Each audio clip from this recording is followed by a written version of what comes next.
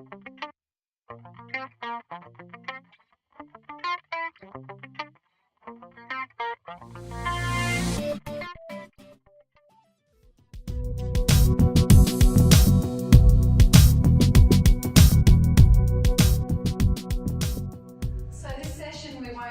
won't go through too many back to basics for you, but just to get us started, and we've got a relatively small group in here, but it'd still be great to hear some ideas.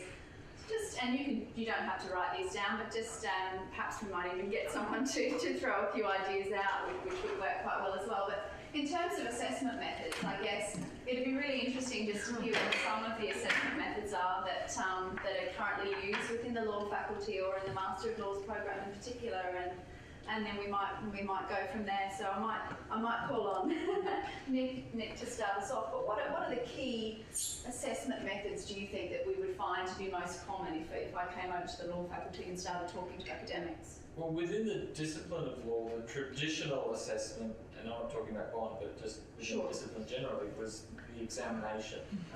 When I went to law school and when many others went to law school, it was the 100% end of year examination. Sure. Things have evolved considerably since then. It's still largely traditional in that in the master's program in particular, I think that there's a greater emphasis on research papers and assignments, whether they're small, 2,000 or 3,000 word assignments or larger 8,000 to 10,000 word assignments. Right. And then beyond that, in this particular faculty, there's a lot of skills-based assessment, so a lot of oral presentations, mooting exercises. So modelling the actual modelling, so they're doing rather than just writing and explaining, so negotiation exercises and so on. Right. Yeah. So I guess there in itself is an idea that we've moved beyond the traditional, I guess, unseen exam where certainly when I was at university, and I'm sure many here as well, as Nick's alluding to, that was the common rigorous method to assess our students, and we've obviously moved a great deal away from that now. But I guess it would be interesting again to know what more innovative and a little bit out of the box kind of assessment is going on, or that people have ideas about that might be possibilities within your discipline areas as well, that still maintain the rigour, that still allow students to demonstrate the specific skills that of course they must be able to demonstrate in order to graduate and pass through the different subject levels and so forth within the course.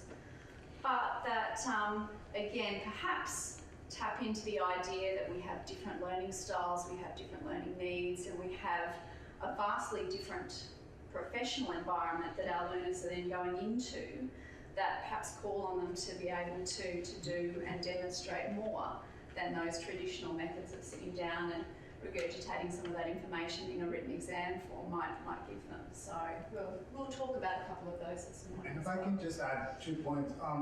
The first is a question: what has the feedback been from students in terms of assessment? Have they voiced a preference in terms of some of the assessment methods mentioned, or are they basically coming in and saying, okay, this is the way it is, and we'll accept that? I can probably add something there because I've moved away from the traditional research paper in my negotiation master's elective, and the reason for that is that whilst I teach the theoretical underpinnings of negotiation, it's really quite boring, I think, just to get theory and not apply it. So what I've done is I have devoted 40% of my marks to an actual negotiation, which I record. So I don't sit in on it, I record it, and they have to actually prepare a written planner before they actually do the negotiation, and then they do a reflective debrief. So, fantastic. So at the end of it, which they hand in. Right. And so. And you the provide feedback that I get criteria or a rubric or some sort of guidelines. I provide them with a marking guide. Yep. Sure. Yeah, so they get that as well, and they know exactly, and I break down all of the marks into the specific aspects that I'm assessing, And I think the common response is that was really great because we actually did what we've been doing all semester. But I've complemented that by having 50% of the marks devoted to the research paper. So they're still, and I'm strong on telling them that has to have a strong theoretical. So there's the depth and the rigour within the research element, I guess, of that assessment, but then there's the active doing that they feel then has that authenticity and that contextualisation to what they might actually be called upon, you know, to do when they're out in practice, which is so important with assessment. The only thing I haven't done, and I'm still in two minds about it, is whether in future classes I allow them to have the recording of the negotiation. I haven't yet released it to them, but I think in terms of good assessment practice I should be doing that, so I'm kind of torn a bit. Sure. And I suppose that touches on two things. First, it's a great segue into the second point of, is there an attempt to sort of align assessment in academia with what's happening in practice? Your example, I think, is a great one, that if they're studying negotiation, they will be negotiating. Correct. And so the assessment is aligned, very well. I think, Terry, you might want to talk about what you're doing in PLT. It would be very closely aligned with practice. Yeah, well, it's all, there's a couple of things we've done. We've now removed marking. We'll have removed marking next semester, completely from PLT. So there'll be no exams and no marking. It'll all be basically competent or not competent. And the reason for that, the primary driver for that is so that it's more like practice, because you don't give something to a partner and say, yeah, that's 8 out of 10, and give it back. So it's really Year and A isn't good enough. Yeah, take it one step further. We've been trialling just now, literally one of our academics is trialling actually videotaping all of the simulations and role plays, and then the feedback is done in conjunction with the playback.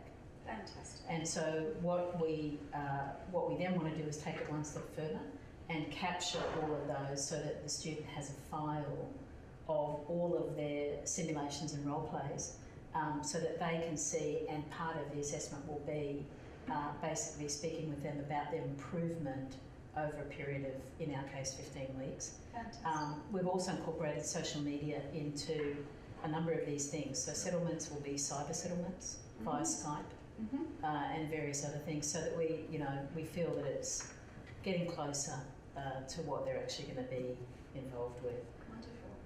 Yeah, and I think that's really innovative. There's a thinker out there, Cohn, K-H-O, and Alfie, and he is a big proponent of exactly what you said, removing the numerical element of assessment and really looking at criteria-based, but in a more holistic and less competitive, more competency-based. So that's a great point of some of the problems. That's a great point. Right, thank you. So look, we won't spend a long time on this. This gets to the core, I guess, of what we've already been talking about, which is ensuring that we're really clear about the learning outcomes within your discipline area and your subject and the course as a whole. And the learning outcomes, in short, just mean what are the students expected to demonstrate that they've learned. They should be measurable. They shouldn't be wafty things that are out there in the air that are difficult to grasp. So that's the key, I guess, too, sometimes when we get back to basics. And then obviously from the learning outcomes, we develop an assessment plan and an assessment process that allows the students to adequately and appropriately demonstrate that they've achieved those learning outcomes. And so that's kind of the way that it works. Again, if we're going back to basics, or you're teaching a new subject for the first time, that would be the first sort of advice that we would give you in terms of assessment and that kind of approach is, well, let's look at the learning outcomes. Are they relevant to the subject and then to the course as a whole?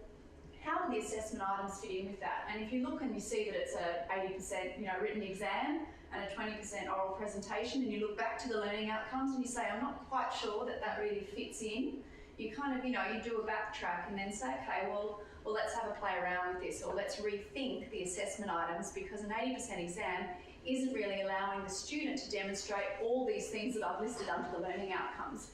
which are to adequately, argue a case, which is to do, a high level of research into a certain, area. If you've got those as your learning outcomes, an 80% exam probably isn't going to allow them the depth of demonstrating those skills. So sometimes that's, really important questions to ask when we're talking about getting back to basics. Forgive all of the text on this slide, it's very poor PowerPoint etiquette. But they're just some of the things, obviously, that are benefits in terms of alignment. And this PowerPoint will be available on iLearns, and I won't go through all of them. I love the idea of constructive alignment because it's actually a really simple idea, and it actually makes a lot of sense. If you said these are the things I want my students to be able to do by the time they finish my subject, then really your assessment should be testing to see whether they've done them. If there's any of your learning objectives that you're not assessing, you're kind of wasting your time because you don't know whether or not they're achieving the objective. Or if there's anything in your assessment that requires the students to do something that isn't really part of the learning objectives, then again, why are you doing it? Right. So they should align. But when I learned about it and then I went back and looked at my own subjects, there's no alignment originally because I treated them as two separate things. Yeah, I come up with my objectives, I design the assessment, and I never thought about making sure they align. And now that I sort of check everybody's subject outlines in my faculty, I know there's a lot of people out there who do treat them as two completely separate activities. Yeah. No, and look, I guess one of the key points too, and often when I'm working with academics, is the issue of weighting and deciding, well, what's worth more and so on and so forth. And again, we can take that back to the learning outcomes and decide, in your particular subject, are there threshold concepts? Are there key, learning outcomes that are imperative and they're foundational and they're fundamental, if you like?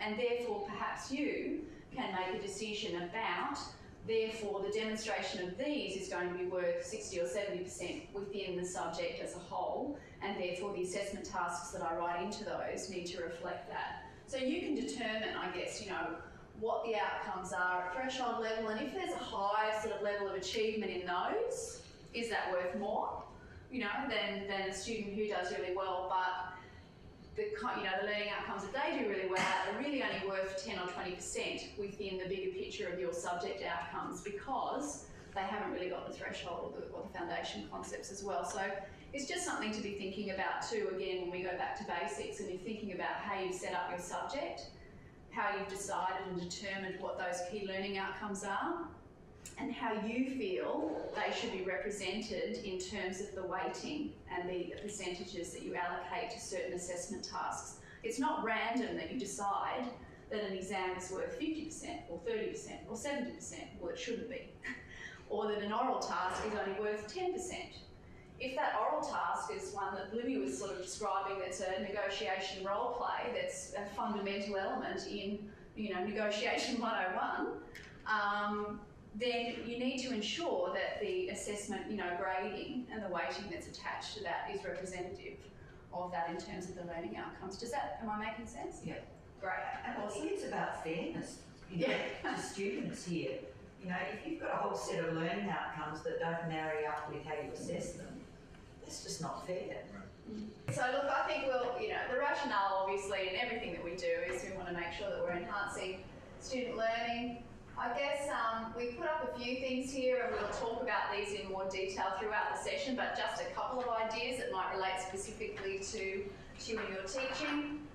So there's an assessment activity and then an iLearn tool that might match up with that. So for an example, we've said, look, before a little bit of that idea of the flipped approach, dare I mention that terminology that we talked about in a prior workshop, but this idea that you might get the students to do a computer mark quiz so that not only they get some feedback on their learning before they come to class, but you can access that through iLearn as well and see, 30% of them just don't still get this concept. I'm going to spend another 10 minutes on that in the lecture. Or this is some great feedback. 90% of the students who've done this quiz are on board, they're with it, they understand it, they understand the concepts that we talked about, we can move on. Another one is that you might actually be able to evaluate their contribution to an online discussion. We've got a couple of academics that are already doing this here at the university.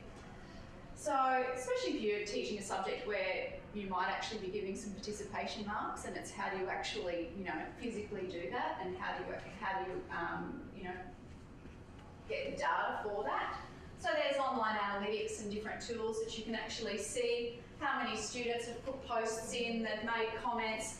Yes, it has flaws. I mean, are the comments that they liked the colour of the tie that you were wearing this morning, or are they actually, quality comments to do with the course?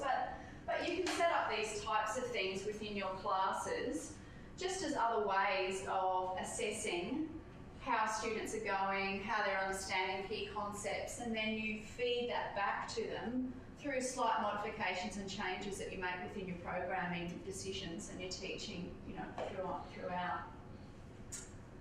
You can have an online live streamed moot with law students from different universities. I attended one in our global links room the other week with the university from Paris, which was pretty cool. We had a live stream discussion, so each country took a different side of the case on a sports law topic, and obviously it was an opportunity to do, I guess, something like Libby was talking about too, and that you're actually role playing and having an authentic experience where you're doing an activity like that. Here's an example of using student response systems, sometimes called audio response systems. There are different formats. This is a picture of a hardware-based clicker system, which is a little bit on the way out because, as we know, students all have some kind of device, probably more than one. More and more web-based polling systems like Poll Everywhere or Felicity or Kahoot or something like that is a way that you can use for assessment. Typically it's done for formative assessment, but there certainly is a way to do it for summative assessment if you have the right setup. Another thing I was going to add is the use of rubrics in EILER. Many years ago when I was teaching here, we used it, and the feedback from the students was amazing. We taught before without rubrics in EILER, and the next semester we taught with, and the feedback was decidedly pro rubric. It allowed students to self-assess before, it was transparent, it was clear. Sometimes when we assess, whatever the task is, we focus on one particular thing, all that, or two main things that really stand out. And we may not mention all of the criteria that have been set up. With rubrics, we're forced to do it. We're forced to look at every little bit. We won't go into this much detail on this one because this was what our academic this morning was talking about, adding the audio files, which allows that more in-depth and expansive verbal commentary on perhaps written assignments and things like that. And I think that's a great idea, and one that we'll touch on a little further on this morning as well, as a tool that's already available to you in a variety of different blended learning tools already. And we've talked about the clickers and student response systems as well, but just another idea, perhaps to get some active participation, in your lecture theatres when you're teaching large groups as well, and you'd like to just get a handle on, okay, we're an hour and 20 in, is everyone still awake? Are there some people that we need to kind of get active and thinking about some key concepts or some questions? It can actually get the students to activate their learning through that rather than being passive. So we might wrap up this session now because I'm aware that we're running low on time as always, and we've got so much rich discussion going on too, which is fantastic. But look, just a couple more benefits, obviously, in terms of assessment in particular, and trying to think of some of those more innovative alternate methods and modes rather than the traditional that we touched on earlier on. And there's some more benefits there for you. But basically, the idea that it's going to give you increased marking efficiency and quality, and also allow you to get that timely feedback and progress reporting, if you like, back to students all the time throughout the teaching semester as well, which is really important too, for them to self-regulate, take a little bit more autonomy of their own learning, and for you to also have an awareness of the levels of knowledge and understanding and learning that are going on throughout the term and throughout the delivery of your subject, not just at the end.